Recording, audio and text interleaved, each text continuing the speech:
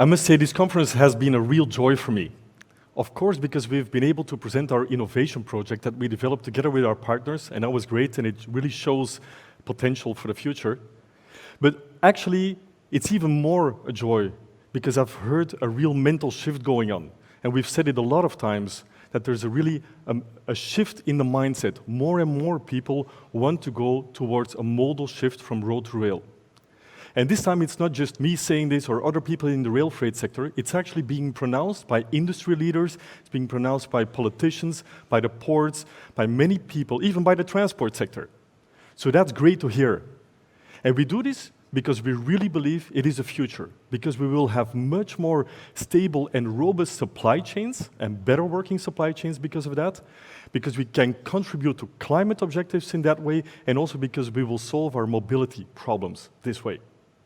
So we all want to go for rail as a backbone in a new, smart, multimodal transport system. That's great. Now, we've seen innovations like shown today. I mean, they are going to be key to make this happen. And not just the ones that we had here promoted as a project, but also the ones that Clemens discussed with and Carlo discussed with the DAC and so on. All these projects, they're really going to make sure that rail will become way more competitive. And that's crucial. And by the way, I heard that in the chat there was one of the questions is, has rail already come up with any innovations? Well, I could just think of one thing that we, for example, did.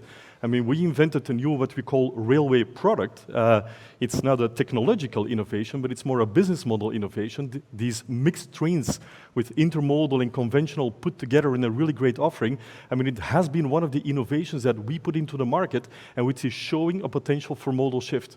And we're going to continue to do these kinds of innovations as well, not only the technological innovations. Now, innovation is crucial, but it's not going to be sufficient to realize the modal shift.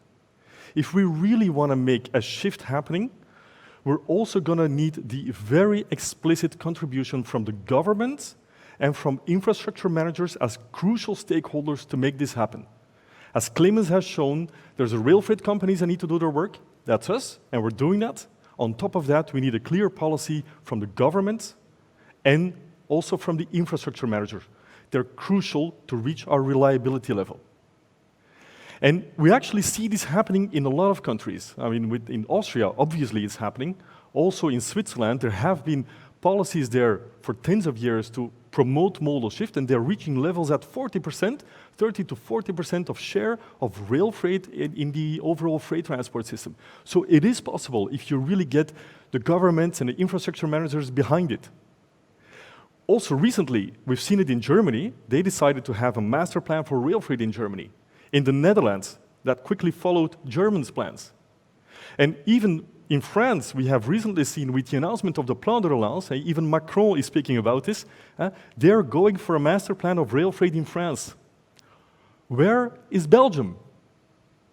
And when I hear all these people saying we need to do this, well, let's also get our act together. Belgium is a logistics country. Logistics is crucial for the ports, for the industry. We cannot stay behind. We also need a real master plan for rail freight.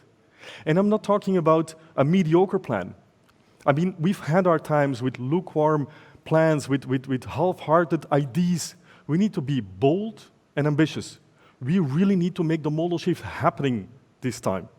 And we want to call on a coalition of the willing to elaborate, to co-create in the next coming months a master plan for rail freight in Belgium as well. And so I'm happy to announce that this month we will start with these works. We will start with the co-creation of the master plan rail freight.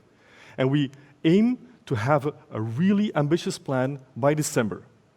And I call upon all of you to contribute to this. And I actually also can invite you already to the VBO conference on the 14th of December, where we will come with this end product. It's still for us to make together, but let's make it ambitious. Let's make it happen.